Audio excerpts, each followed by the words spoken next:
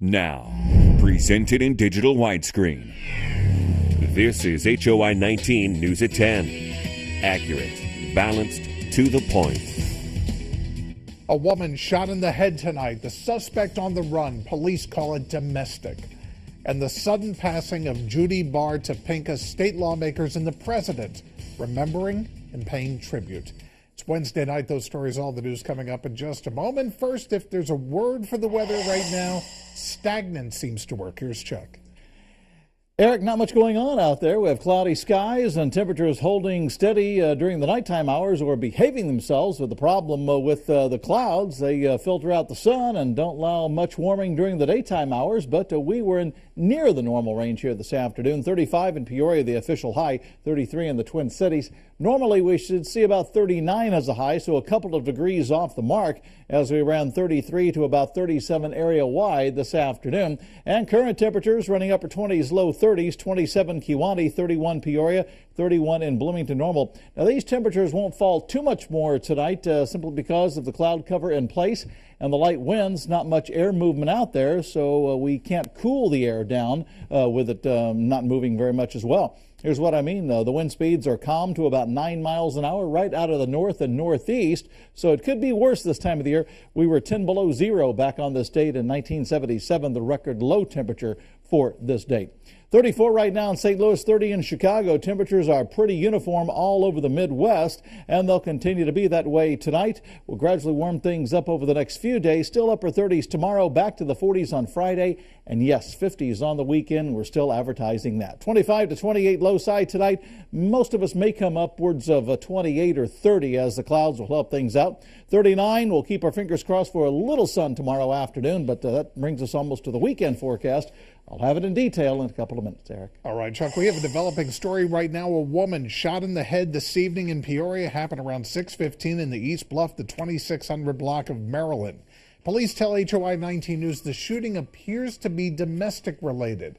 The woman's condition is not known, but police tell us it is not a homicide, at least at this time.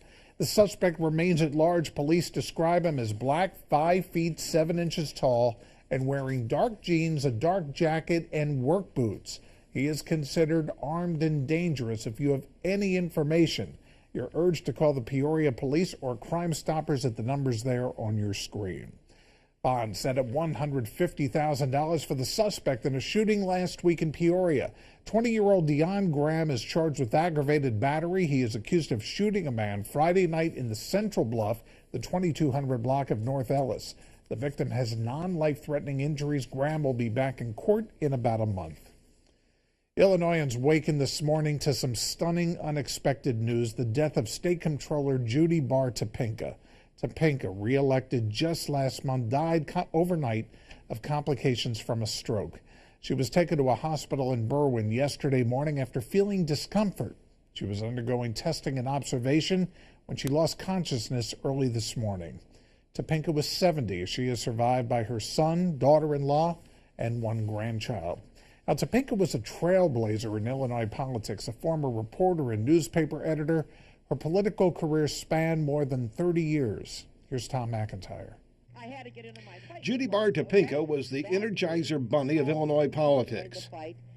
Anybody who doubts that never saw her revving up a crowd of people, be they grade school students or fellow Republicans. She was always upbeat, even when she lost the gubernatorial race. I remember the night we had to go out there after she had lost. She was the only upbeat person in the group. In 1980, Topinka first went to Springfield as a member of the Illinois General Assembly. First a member of the House, then 10 years as senator. She became the first woman elected treasurer in 1995. She was reelected twice, then in 2006 had a bruising campaign for governor against incumbent Rod Blagojevich, who she once characterized as a bad man. We have no-bid contracts. You give them away wholesale. That's how you're making your money. Blagojevich handed her her first loss in 26 years. In 2010, fueled by adrenaline, coffee, and cigarettes, once again, she ran for state comptroller and was elected. Discharge the duties of the office of comptroller. That's getting awful long. It's time to fix this state because I am not going away until we do. And in November, elected again. And she was very, very genuine. She was one of the most authentic people, I think, that's ever been around Springfield. She was a force of nature, a good-natured person if there ever was one. She cared deeply about everyone in Illinois, and it's a major loss. That's been the agenda. I just want to help people. I have no other agenda. Tom McIntyre reporting there now. Judy Barr Topinka was also remembered today by a former colleague in Springfield, President Obama. Mr. Obama calls her a fierce advocate for her constituents. He also says that Topinka was blunt, pragmatic, unfailingly cheerful, and energetic, and always willing to put politics aside to find common sense solutions, adding that she will be greatly missed. Now, there's also the political side of all this. The state must replace Topinka sooner than later, within days, actually. The Treasurer's Office says without Topinka signing checks to pay salaries and bills, the state's money is virtually frozen. Governor Quinn says he will wait until after Topinka's funeral to appoint her replacement. Governor-elect Bruce Rauner says Topinka's chief of staff should be allowed to step into the role. That discussion should be postponed for later on. My own view is that Nancy Kimmy is her senior person who knows the system. She should step in and serve right now. Next question. Can Quinn's appointment serve past the start date of the next term, January 12th? The Attorney General, Democrat Lisa Madigan, believes there should be a special election for the next state comptroller. But Republicans say Rauner should make the appointment after he takes office. Under the succession clause in the Illinois Constitution, the appointee shall hold office until a successor is elected and qualified. The matter could end up in court, so stay tuned. Now the Peoria schools and money, or a lack thereof. In fact, the district's deficit is worse than it was. Superintendent Greene Lathan today delivering her State of the Schools address. She says she hopes to close the achievement gap and improve test scores, something she says will be difficult without adequate state funding. Lathan is concerned about the loss of funding when the state's temporary income tax increase expires. We had an $11 million deficit. Now we're thinking about maybe additional $4 to $5 million. And so we're just making those plans and preparing that it's going away and not coming back. Dr. Lathan says anything could be on the chopping block, sports and extracurricular activities included. 4 Washington City Council members are up for re-election. 3 of them are going to face a challenger. Bob Brooks, Carol Moss, Jim G. all have terms expiring in May. All of them are running for re-election. Their challengers, Steve Holcrans, Brian Barron, and Daniel Cobb, respectively. All of the challengers say they want more transparency in city government. HOI-19's Catherine Tellers with more now on the race that's already heating up. Washington City Council could see some big changes after the next election. 3 of the 4 council members seeking re-election will have a challenger on the ballot in the February primary. 2 of those challengers have been outspoken about the recent controversies surrounding the Washington Fire Board and former fire chief Mike Vaughn. But they both say their decision to run isn't about that. I think the city needs to be transparent, more transparent to the taxpayers and the citizens. I think there needs to be more accountability on like tornado relief funds. Where's that money at? People know who I am. They know what I stand for and what I believe in. I'm putting my name out there to give people a choice. Daniel Cobb lost his house in the tornado. While he says the city did a good job moving forward, there are things he'd like to see change. I'm a big proponent of diversity, and I like that. I mean, that's a good thing. It keeps things fresh. Technology's changing, times are changing. Together, the incumbents have a total of 35 years of service on the city council. There's, things that we haven't been transparent of. I would sure like to know. People need to understand, though, that the fire department has a separate board, and that's not controlled by the city councils. What's one person considers transparent and within the law and what can be said to someone else, they might not feel they're getting enough information. All of the incumbents hope the competition will get people to the polls. In Washington, I'm Catherine Tellez. Teenage girl from Metamora in the hospital tonight after a 2-vehicle crash in Tazewell County happened at Route 24 in Nopsinger in Washington mid-afternoon. Police say a car with 3 teenage girls was hit by a van that ran a stop sign. All 3 teens were injured. 2 of them refused to go to the hospital. Police say one girl complained of back pain. She's at OSF St. Francis. The driver of the van has been cited for failure to yield, his name not released. An HOI-19 news follow-up now. The Pekin Salvation Army receives a big incentive for you to donate to its Red Kendall campaign. An anonymous donor says he will match any donation made during the next 2 weekends up to a total of $8,000. So far, the Salvation Army has raised a third of its goal. The bells will be ringing until Christmas Eve. An Illinois landmark up in flames. A woman murdered when she is set on fire. And this. You're escalating this by... A police officer punches a woman in the face in a patrol car, breaking her eye socket. Is he being charged? The answer next. You're watching HOI-19 News. Accurate, balanced, to the point.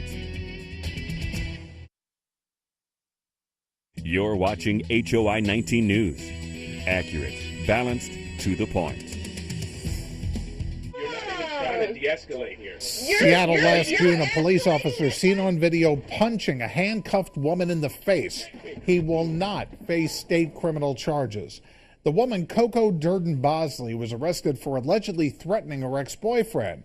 Police say she was drunk and physically and verbally combative when Officer Adley Shepard placed her in the back of a patrol car. Well, that's when authorities say Durden Bosley kicked Shepard in the head. Now, while the video does not show the kick, it does show the officer punching her in the right eye, fracturing a bone.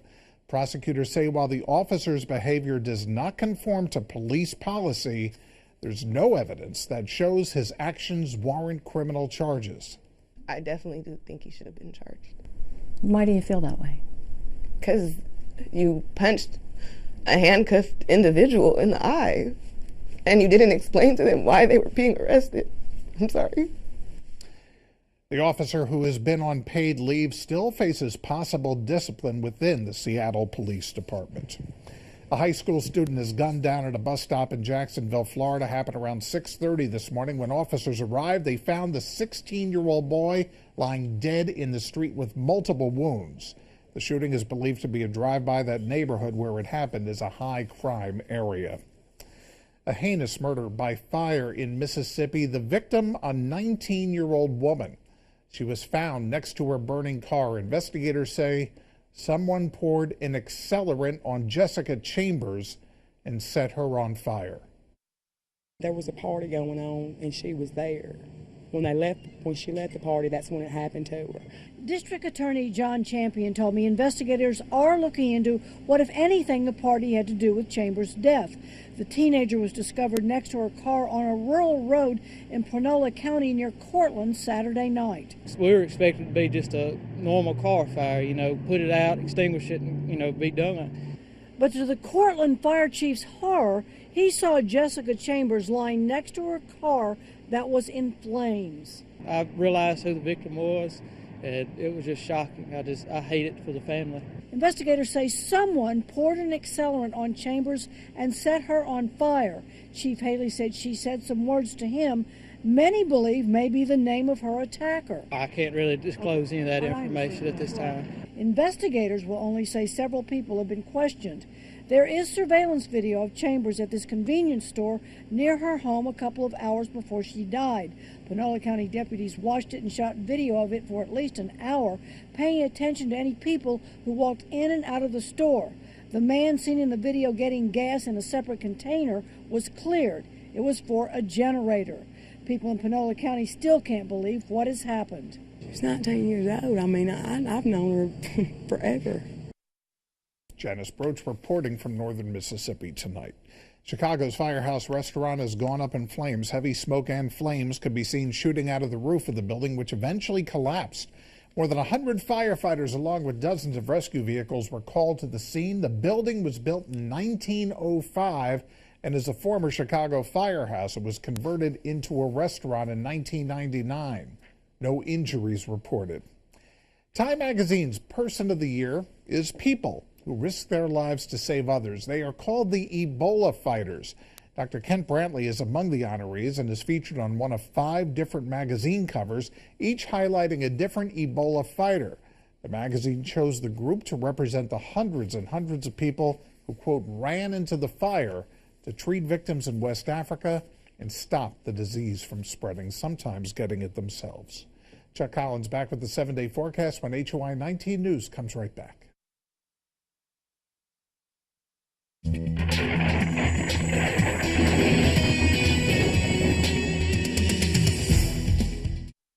Cloudy and 27 overnight tonight. That's the forecast. Glad you were with us tonight. Goodbye. Now, here's the IDOT Roadwatch Camera Network. The forecast is the same. The clouds that keep the temperatures down during the day but keep them up at night. Main and University out there. Let's go elsewhere and see what's happening. The Avanti's Cam downtown Peoria. Unity Point Health Methodist on the time lapse from this afternoon. Peoria Zoo Cams, never too cool. Has to be bitterly cold for the Lions not to be out, or snowing or raining a lot. Pekin Insurance, Pekin Hospital Cam for you. And the Bratcher Heating and Air Conditioning Geothermal Cam, Hewitt Hall at ISU. Well, guess what's on the satellite radar? More clouds. In fact, we have a reinforcing shot of some cooler air. Notice the brighter white clouds coming in. That's just a little backdoor cool invasion, if you will. This disturbance spreading some light showers south of us. Not much brewing there, but we still are socked in with the clouds here in the heart of Illinois. So clouds will hang around. We'll see above normal temperatures, though, come the weekend especially. Still looking for at least a 50, if not 55, and some rain coming our way. That would be Sunday and Monday. Once again, here's a look at the satellite radar. Got these backdoor clouds coming into the area, just reinforcing the cloud cover out there, and it may not break apart until about this time tomorrow night. Hopefully some sun Friday, but can't rule out a few patches of sun tomorrow afternoon. 31 right now in Peoria. The wind chill's 28, 66% relative humidity, and northeasterly winds at about 3. And in the Twin Cities, we're looking at 30 with a wind chill of 22 and a northerly wind at 9 miles an hour. Area temperatures running, mid to upper 20s to low 30s, 26 in Kewanee. We got to 32 in Lincoln, 32 in Pontiac. So temperatures will drop a few more degrees tonight, but the clouds will help things out. Once this time of the year, well, any time of the year, but especially this time of the year, the clouds help us out a lot at night with temperatures not crashing, but they don't do much for us during the daytime hours as well. Wind speeds anywhere from calm to about 7, 34 St. Louis, 30 right now in Chicago. And once again, there's that satellite radar with the clouds in the heart of Illinois and more clouds on the way northbound. A few breaks out in the front range, but not too many. And we're seeing the major storms hitting the northeast. That's one of the reasons why our pattern is kind of stagnant. It's because that big nor'easter is just sitting there spinning. It's not allowing everything to progress from the west, so we have a little bit of a traffic jam on the map here tonight. So we'll go 39 tomorrow, then 45 on Friday, back to the 50s on the weekend. Saturday should nail 50 with a few clouds and then some rain showers, and 52 Sunday, Monday. And we drop things off a little bit next week, but all in all, still where we should be, if not above that, in the extended. Very good. All right. Well, this is a little dangerous, but the Cubs are actually thinking about a World Series after a big free agent signing. And Derek Rose puts on a show tonight at the Bulls-Nets game. Sports Final next.